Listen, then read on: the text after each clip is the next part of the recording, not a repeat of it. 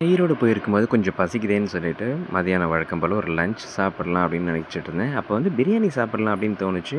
So எங்கே சாப்பிடலாம் அப்படின்னு சொல்லி தேடிட்டு இருக்கும்போது, கண்ணுக்கு ஒரு சின்ன கடை தான் தென்பட்டது. சரி அந்த கடையில போய் பிரியாணி சாப்பிடலாம் அப்படின்னு சொல்லிட்டு, உள்ளே போயிட்டு சிக்கன் பிரியாணி ஆர்டர் பண்ணியிருந்தேன்.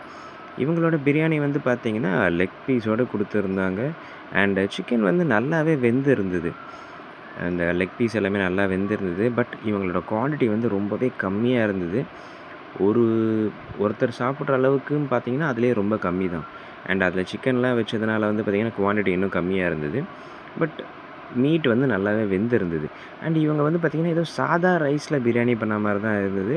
ஒரு பாஸ்மதி ரைஸும் இல்லன்னா வந்து சீரக சம்பா அரிசி அது மாரி யூஸ் பண்ணாம, வெறும் நார்மல் ரைஸ்ல பிரியாணி பண்ணியிருந்தாங்க. இந்த கடை எங்க இருக்குன்னு பார்த்தீங்கன்னா, ஈரோட்ல வந்து புரட்சி தலைவி டாக்டர் ஜெயலலிதா அம்மா மேம்பாலத்துக்கு அப்படியே பக்கத்துல குமார் மெஸ் அப்படின்ற கடை இருக்கு. ஸோ இந்த கடையில தான் நான் சாப்பிட்டுருந்தேன்.